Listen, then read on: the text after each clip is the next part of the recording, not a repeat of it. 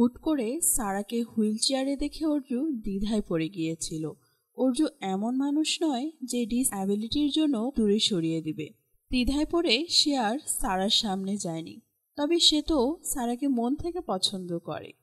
আজকে শুনবো তাদেরই গল্প। Hello everyone, welcome to my channel. আশা করি আপনারা সবাই ভালো আছেন। চলে আসলাম ব্যাঙ্গালোর ডেইজের দ্বিতীয় অংশ নিয়ে। অর্জু সারাকে সবখানে ফলো করা শুরু করে। পথে ঘাটে, বাসে, স্কুলে, যেখানেই সুযোগ হয় অর্জু যেন সারাকে দেখতে থাকে। সারা বুঝতে পারলে অর্জুকে ডেকে প্রশ্ন করে, তুমি আমাকে ফলো করছো কেন? অর্জু বলে, ফলো করছি না। সারা বলে, ক্যাফেতে, স্কুলে, বাসে, সবখানে তোমাকেই তাহলে কিভাবে দেখছি? অর্জু সারার কাজিনকে দেখিয়ে বলে, আমি তো ওই মেয়েটাকে ফলো করছি। অর্জু মেয়েটির সাথে পরিচিত হয়। এরপর তারা একটা ক্যাফেতে বসে। সারা শুধু অর্জুকে দেখে। সারার কাজিন তাদের জন্য খাবার আনতে গেলে অর্জুকে একা পেয়ে সারা প্রশ্ন করে, তুমি আমার শোতে কল করেছিলে না? তুমিই বলেছিলে না যে আমার শোতে আসতে চাও? অর্জুর চেহারা দেখে সারা সব বুঝে ফেলে। অর্জুকে কিছু আর বলতে হয় না। কুট্টান আর মীনাক্ষীর প্রেম জমে ক্ষীর। কুট্টান প্রায় মীনাক্ষীর বাসায় যায় সময় কাটাতে। একদিন হুট করে দরজা খুলতেই হানা দেয় মীনাক্ষীর বয়ফ্রেন্ড। মূলত তাদের ব্রেকআপ হলে মীনাক্ষী সেই ছেলেকে জ্যালেস ফিল করানোর জন্য কুট্টানের সাথে ঘোরাফেরা শুরু করে। সেই ছেলে কুট্টানকে ধাক্কা মেরে মেঝেতে ফেলে দিলে মীনাক্ষী সেই ছেলের সাথে ঝগড়া শুরু করে। ঝগড়া মুহূর্তেই প্রেমে পরিণত হয়। এই দৃশ্য দেখে ব্রো কুট্টান পুনরায় তার সাঙ্গপাঙ্গর কাছে ছুটে আসে। তিনজন মিলে দুঃখ বিলাস করে। দেরি করে বাড়ি ফিরলে দাস কুঞ্জুকে বলে, দেরি হবে এটা জানাতে পারতে। কুঞ্জু বলে, ফোন ফেলে দেওয়ার আগে তা তোমার ভাবা দরকার ছিল। বাস স্ট্যান্ডে অর্জু ও সারার পুনরায় দেখা হয়। সারার জন্য অর্জু বাস থামিয়ে একসাথে বাসে বসে। অর্জু বলে, তোমার পেছনে চলার বদলে আমি তোমার সাথে চলতে চাই। অর্জু আর সারা সময় কাটাতে শুরু করে, বইমেলা কিংবা পার্কে। যেখানেই হোক না কেন তারা দুজন একসাথেই যায়। একে অপরকে যেন চিনতে শুরু করেছে তারা।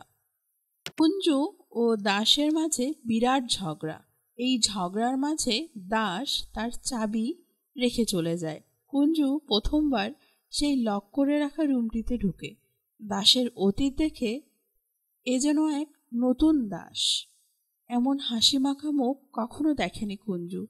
নিজের স্বামীর অতীত সামনে আসাটা যেন কুঞ্জুকে ভেঙে দিয়েছে। সন্ধ্যায় দাস বাড়ি ফিরলেই তাকে কুঞ্জু চাবিটা দেয়। দাস খেয়াল করে সেই রুমের দরজা খোলা। কুঞ্জু তার বাপের বাড়ি চলে যাবে।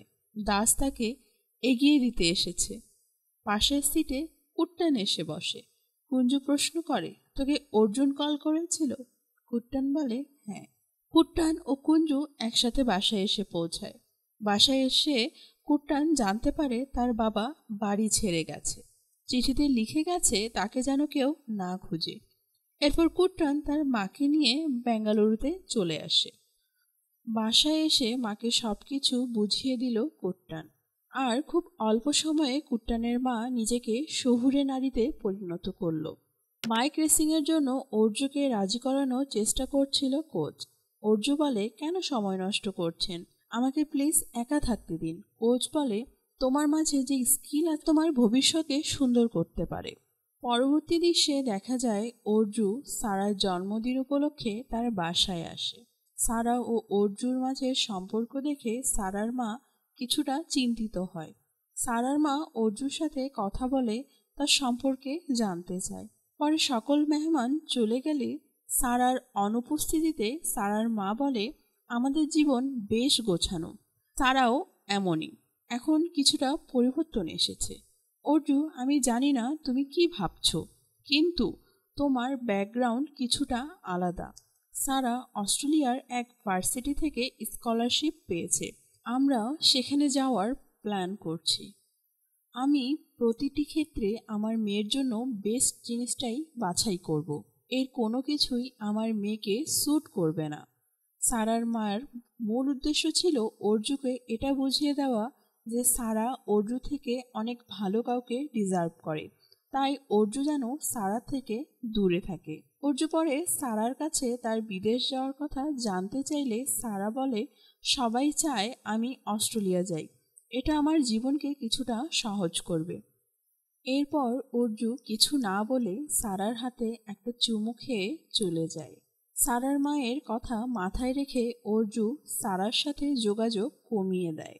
কোচের কথা অনুযায়ী অর্জু পুনরায় রেসিং প্র্যাকটিসে মনোযোগ দেয়। কুট্টানের কাছে তার বাবার একটি চিঠি আসে। কুট্টান প্রথমে ভেবেছিল তার বাবা কোথাও তীর্থযাত্রায় গিয়েছে, পরে যখন বুঝতে পারে যে তীর্থযাত্রা নয় বরং গোয়া নামক এক জায়গায় জীবনকে উপভোগ করতে গিয়েছে, তখন সে একা একাই হেসে দেয়।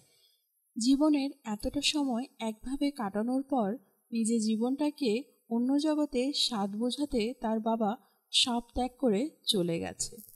একদিন রেসিং ক্লাবের ক্যাফেতে রেসিং টিমের পুরনো ছবিতে দাস ও তার প্রাক্তন প্রেমিকার চেহারা দেখে কুট্টান ও অর্জু অবাক হয়। স্বামী তাদেরকে বলে, এই হলো শিবা ও নাতাশা।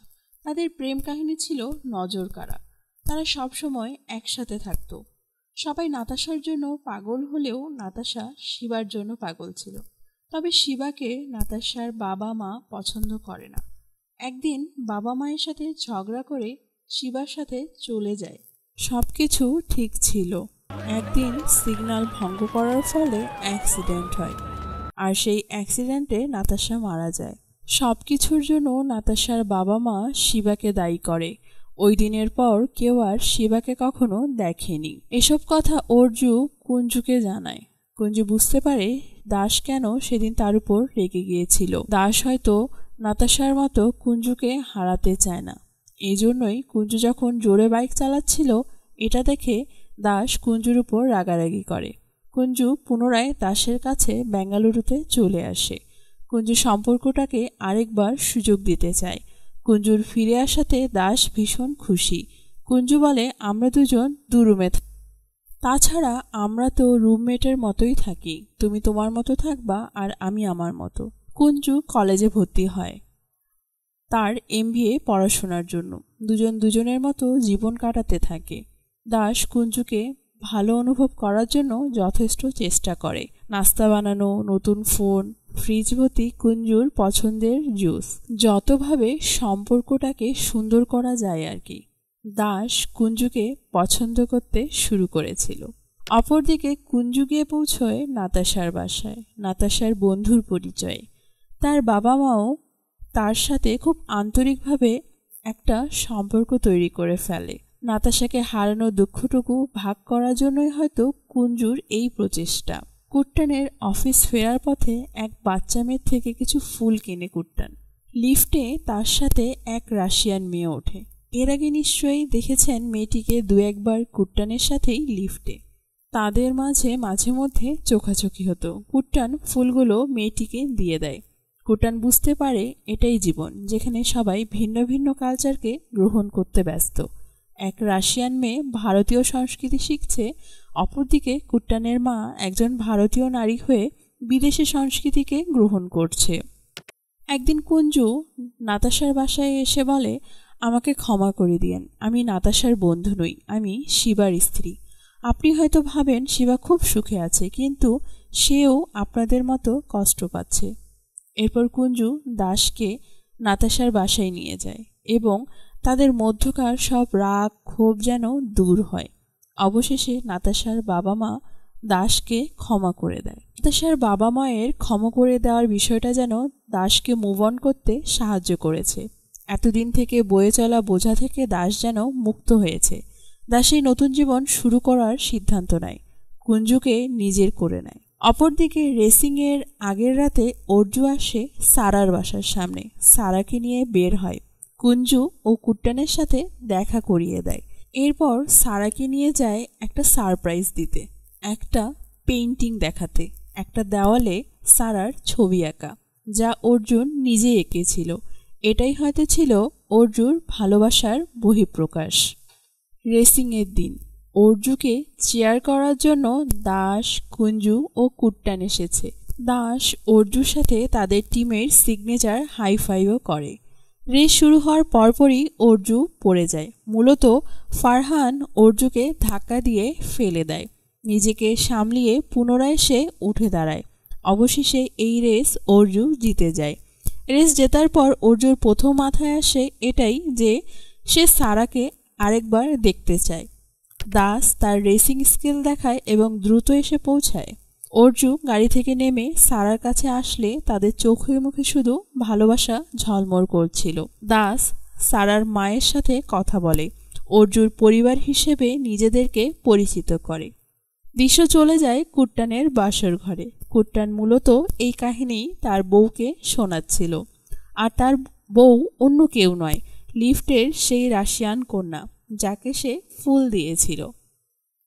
গল্পের মাঝেই সেই বাসর ঘরে কুঞ্জু, সারা, দাস ও অর্জু চলে আসে। আর তারা হাসি মাখা মুখে একটি ছবিও তুলে ফেলে। সময়ের সাথে আমাদের জীবনের কত পরিবর্তন চলে আসে।